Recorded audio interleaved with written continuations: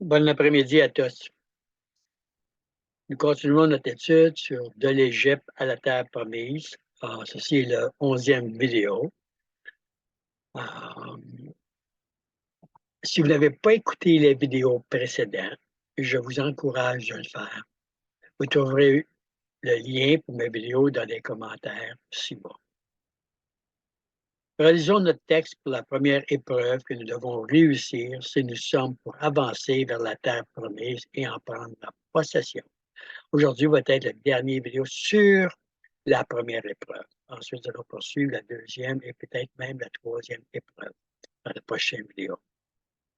Réalisons notre texte pour aujourd'hui. Exode chapitre 15, versets 22 à 27. Moïse fit partir Israël de la mer Rouge.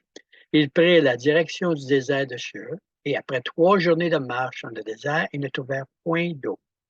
Ils y arrivèrent à Mara, mais ils ne purent pas boire l'eau de Mara parce qu'elle était amère. C'est pourquoi ce lieu fut appelé Mara. Le peuple murmura contre Moïse en disant: Que boirons-nous? Moïse cria à l'Éternel, et l'Éternel lui indiqua un bois. Il jeta dans l'eau, et l'eau devint douce. Ce fut là que l'Éternel donna au peuple des lois et des ordonnances. Et ce fut là qu'il le mit à l'épreuve. Il dit: Si tu écoutes attentivement la voix de l'Éternel ton Dieu, si tu fais ce qui est droit à ses yeux, si tu prêtes l'oreille à ses commandements, et si tu observes toutes ses lois, je ne te frapperai d'aucune des maladies dont j'ai frappé les Égyptiens, car je suis l'Éternel qui te guérit. Ils arrivèrent à Élim, où il y avait 12 sources d'eau et 70 palmiers, et ils campèrent là, près de l'eau. Nous avons déjà vu que le nombre 70 a une signification sacrée dans les Écritures. Le nombre 70 est composé des facteurs de 2 nombres parfaits, représentant évidemment la perfection. Exemple, le 7e jour, par exemple, représente la journée où Dieu se reposait de toutes ses œuvres. Tout était accompli. Car l'homme était créé à son image. Et le chiffre 10 représente la loi accomplie dans toute sa puissance en Christ pour nous. Et voilà pourquoi on peut se reposer. Pour nous, évidemment, comme je dis, cela représente Christ, la perfection de Dieu. Nous pouvons reposer totalement, car toutes les ordonnances de la loi de Dieu sont accomplies et en nous lorsque nous jetons le bois dans l'eau, c'est-à-dire vivons par son esprit en nous. C'est très important. Pas notre chair, je dis bien l'esprit de Christ en nous. Donc, en Christ, nous sommes parfaits devant Dieu lorsque nous vivons par la foi en Jésus-Christ. 1 Corinthiens 15, 45, on a déjà eu, on a déjà vu. Paul nous dit, c'est pourquoi le premier homme, Adam, devait une âme vivante, et le dernier Adam est devenu un esprit vivifiant, un esprit qui donne vie. Et de même, nous avons le verset 49, nous avons porté l'image du terrestre, nous porterons aussi l'image du céleste, qui est Christ. Ce que je dis, frère, c'est que la chair et le sang ne peuvent hériter le royaume de Dieu et que la corruption n'hérite pas l'incorruptibilité. Si nous sommes pour vivre et manifester le royaume de Dieu sur la terre, donc nous devons être en Christ. Vivre par l'Esprit de Christ en nous, comme nous dit Paul en Romains 14, 17. Car le royaume de Dieu, ce n'est pas le manger et le boire des choses physiques, mais la justice, la paix et la joie par le Saint-Esprit. Si nous voulons vivre la justice de Dieu, équité de caractère et d'action, la paix de Dieu, qui veut dire l'absence de chaos dans nos cœurs, je n'ai pas dit dans le monde, je dis dans nos cœurs, et la joie du royaume, nous devons le faire par le Saint-Esprit et non dans notre chair. Nous ne trouverons jamais la joie et la paix dans notre chair. Donc, question, qui peut porter l'image du céleste? Qui peut porter l'image du céleste?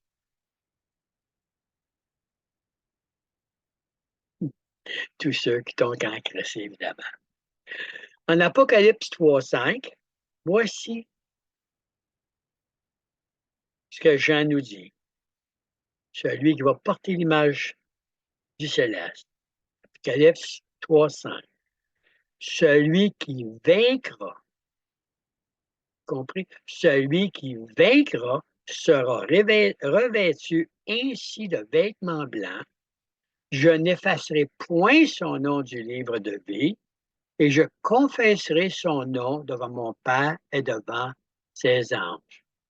Je n'étais pas partagé ceci, mais je vais le partager aussi immédiatement. Lorsque nous sommes nés, nous avons porté l'image du premier Adam. Lorsque venons à Christ, nous portons l'image de Christ par le Saint-Esprit.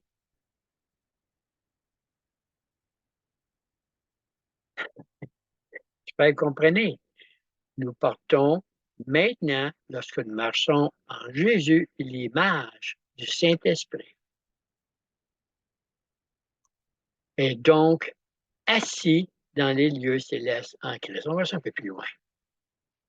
Les 7 églises de l'Apocalypse représentent l'Église entière à travers les temps. Je donne des petites informations ici, OK? Très important de suivre. Je vais donner beaucoup d'informations aujourd'hui. Le message va être un peu plus long que d'habitude. Vous pouvez l'arrêter en tout temps, évidemment, et revenir. Donc, je donne une petite note ici sur les 7 églises de l'Apocalypse qui représentent l'Église entière à travers tous les temps. Voyez-vous, regarde, on retrouve le chiffre 7 qui travaille, qui représente le travail fini de Dieu en Christ. Donc, nous voyons ici la directive de Christ à son Église. Nous, à travers tous les temps. Lorsqu'il dit, celui qui vaincra sera revêtu ainsi des vêtements blancs, et je n'effacerai point son nom du livre de vie, et je confesserai son nom devant mon Père et devant ses anges. C'est-à-dire que Jésus est mort pour tout homme, et tout homme peut être sauvé s'il est en Christ. Mais s'il n'est pas en Christ, il ne peut pas porter l'image de Christ.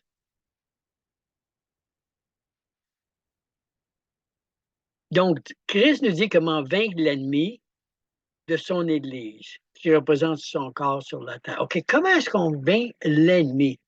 Est-ce qu'on se bat physiquement, des cris, non. Regardez encore dans l'Apocalypse, chapitre 12. Jean nous dit comment au verset 11.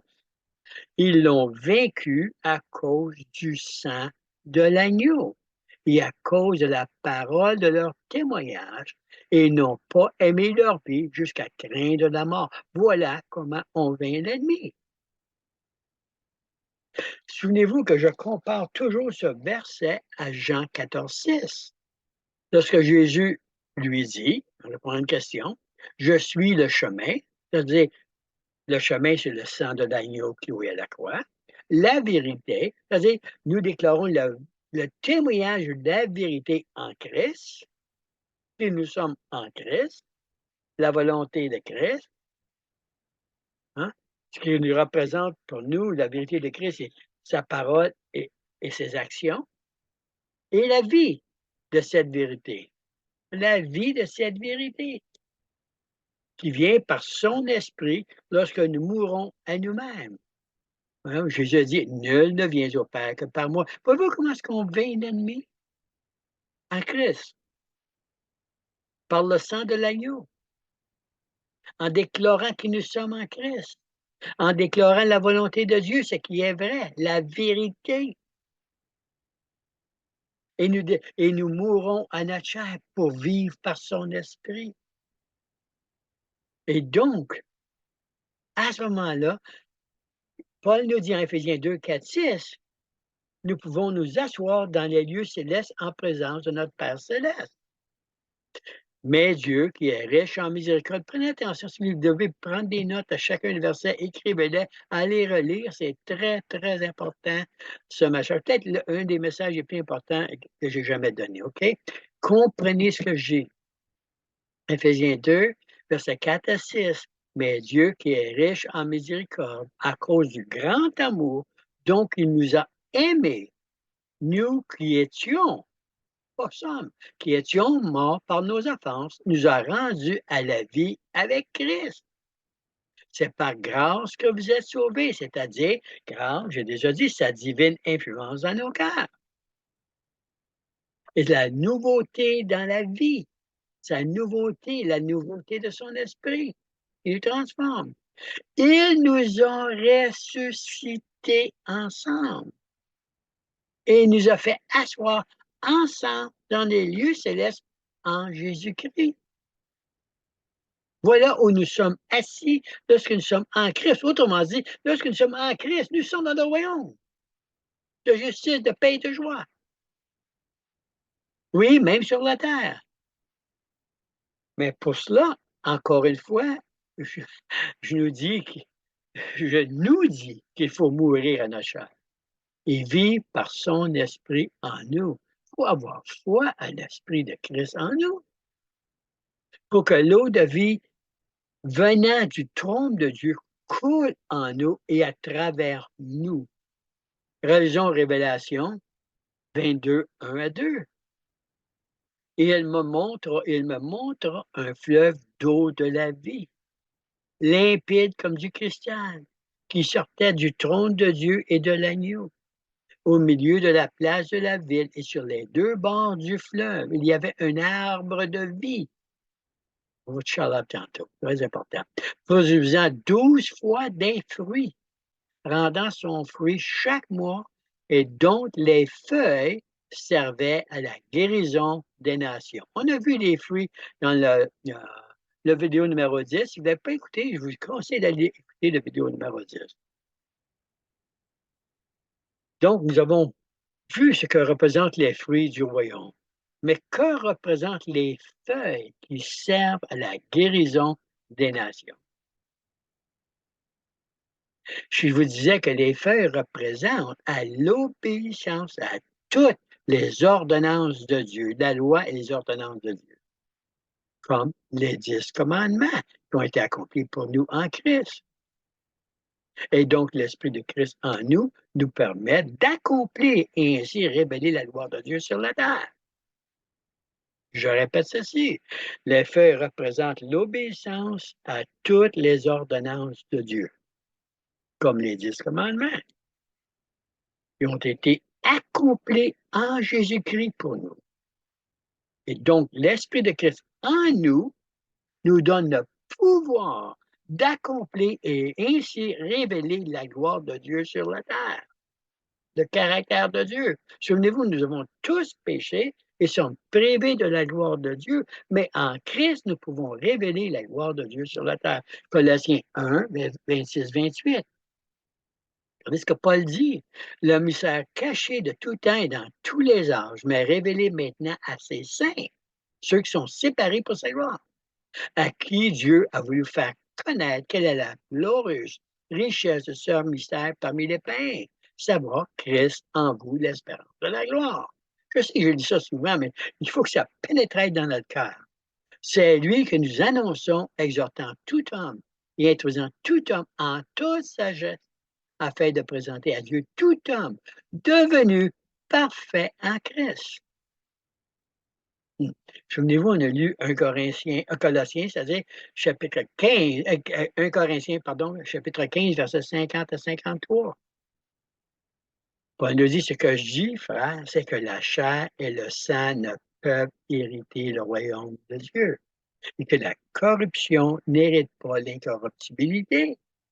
Voici, je vous dis un mystère. Nous ne mourrons pas tous, mais tous seront changés en un instant, en un clin d'œil, à la dernière trompette. La trompette sonnera et les morts ressusciteront incorruptibles et nous serons changés, car il faut que ce corps corruptible revête l'incorruptibilité et que ce corps mortel revête l'immortalité. Et j'ai déjà dit, pour moi, penser différent. Ceci parle de l'enlèvement. Être saisi en Christ. Voilà pourquoi Paul nous dit aussi en Colossiens 3, versets 1 à 6, si vous êtes ressuscités avec Christ, nous sommes revenus à la vie avec Christ, cherchez des choses d'en haut, où Christ est assis à la droite de Dieu. Affectionnez-vous aux choses d'en haut et non à celles qui sont sur la terre, car vous êtes morts et votre vie est cachée avec Christ en Dieu. Et quand Christ, votre vie, paraîtra, alors vous paraîtrez aussi avec lui dans la gloire. Oh Seigneur.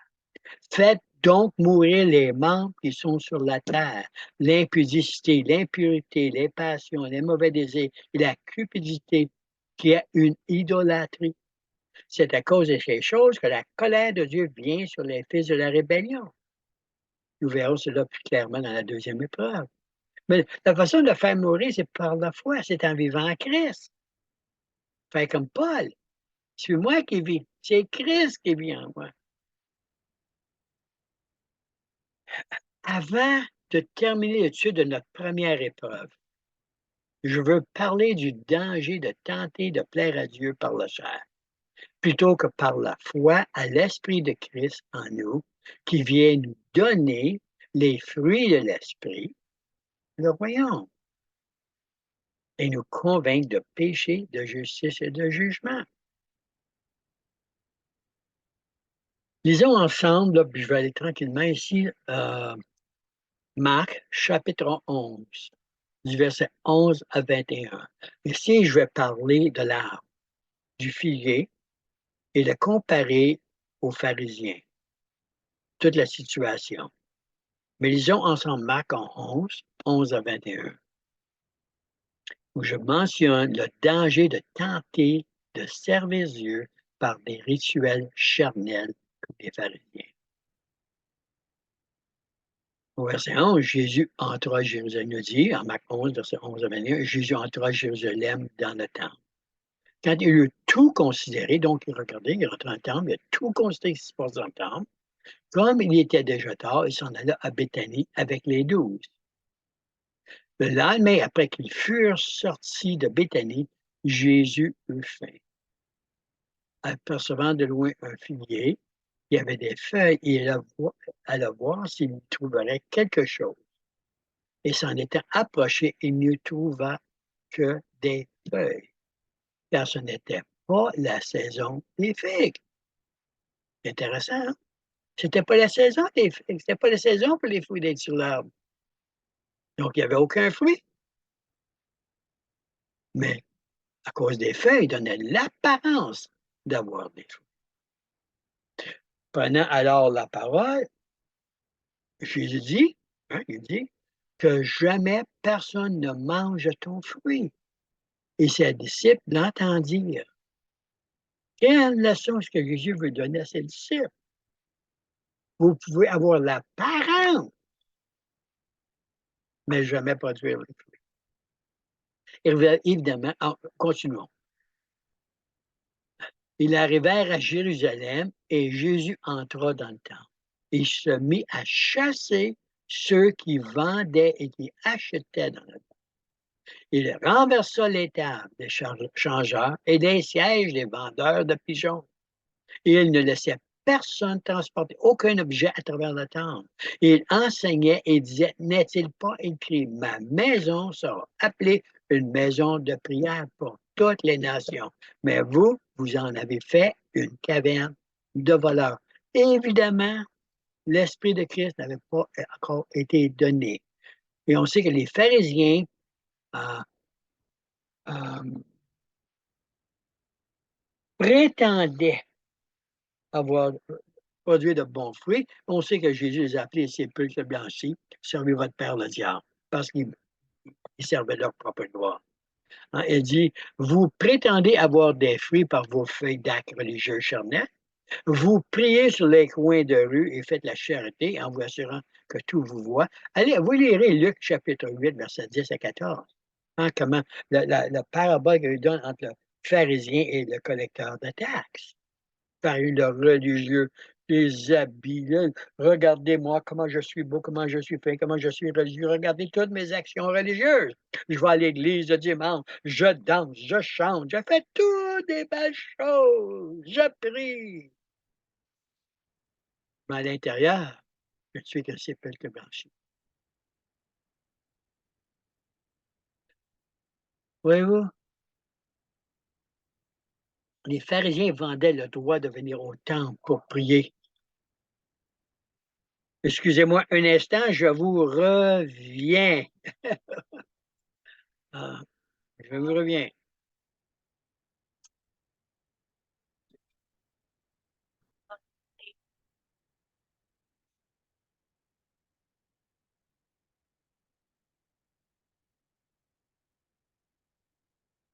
OK. Petit dérangement. On continue, on continue. Donc,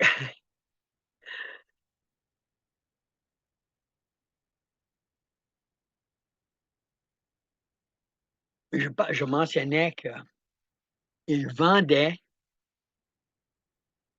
aux gens des pigeons et s'ils n'avaient pas l'argent suffisant pour acheter des pigeons, ils cherchaient du temps. Autrement dit, l'exemple d'aujourd'hui, dans certaines dénominations, on pourrait dire à des dénominations qui vendent des bancs, donc les plus riches ont les meilleures places, ou encore des chandelles pour gagner des faveurs de Dieu, les faveurs du ciel. Des actions pour gagner la faveur, ou les gens qui manipulent les gens pour qu'ils puissent se payer des plus hauts salaires, etc. Je ne vais pas m'étarder là-dessus, mais vous comprenez ce que je veux dire. Leur but n'est pas la gloire de Dieu, leur but, c'est la gloire d'eux-mêmes. Je vois ça continuellement. Puis c'est facile de tenter de se servir du Seigneur pour se glorifier, s'enrichir, etc. OK? Faisons attention. Continuons notre lecture.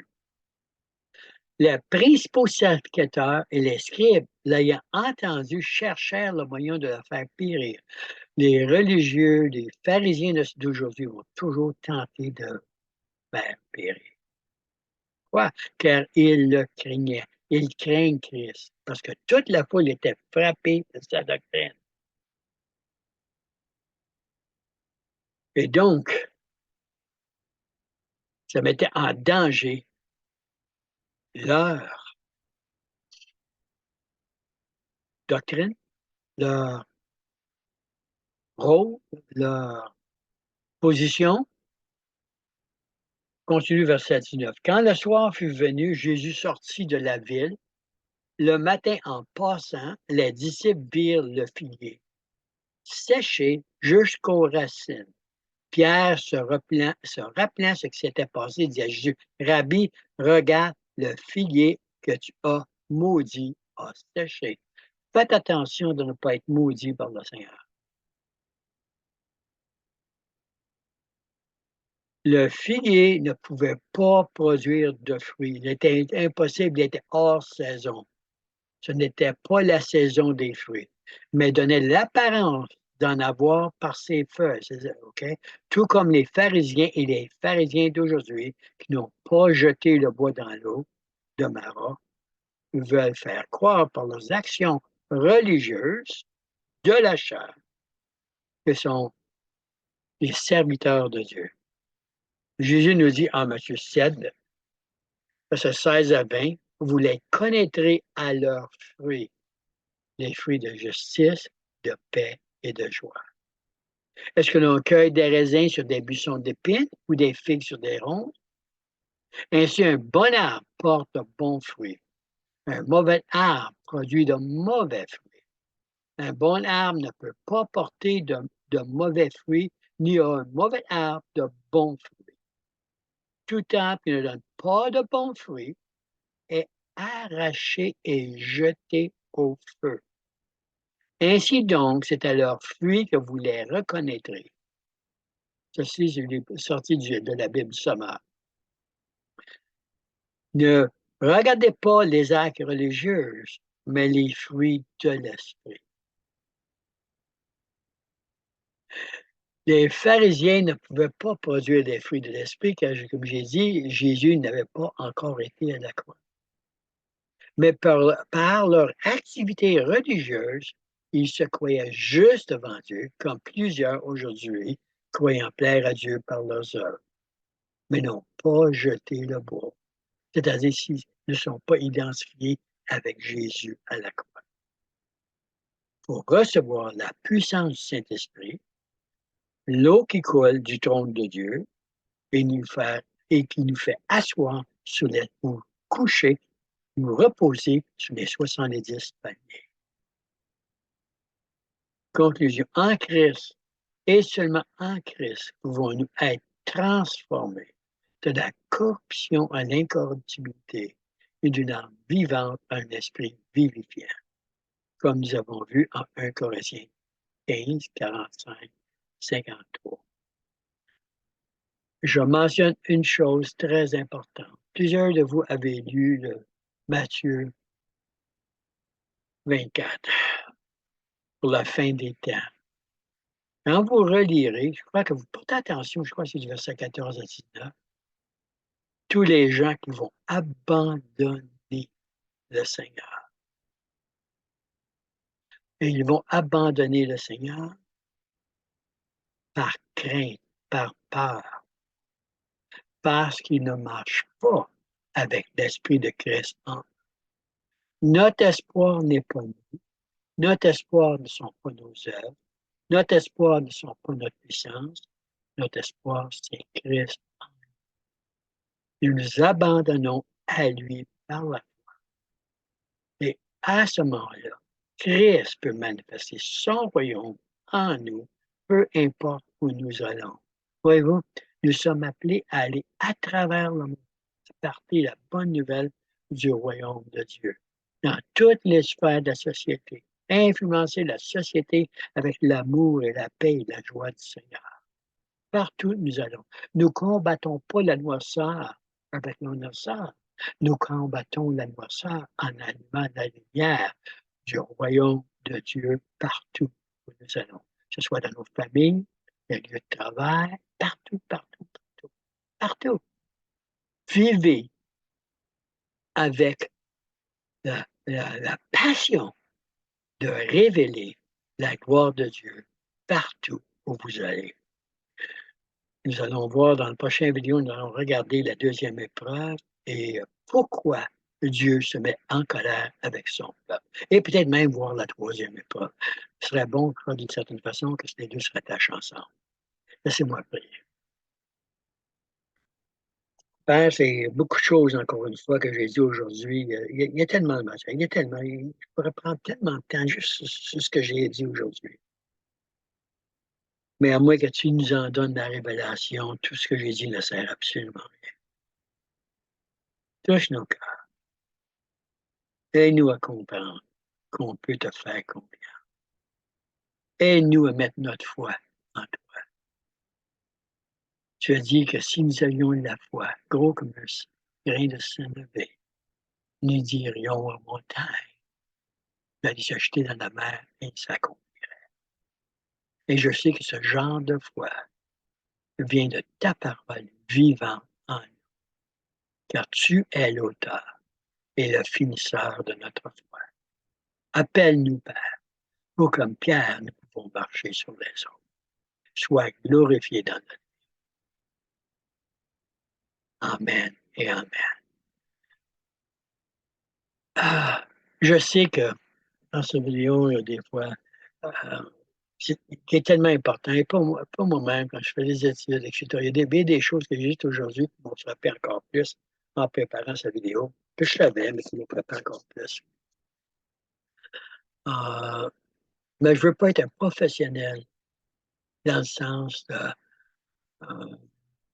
d'être professionnel quand j'emmène la parole. Je veux simplement parler de mon cœur, parler à partir de mon cœur, les vérités que le Seigneur me donne et qui veut que je vous transmette. Passez une belle journée et grandissez dans le Seigneur et reposez-vous sous les 70 paniers près des 12 puits d'eau. Amen et amen.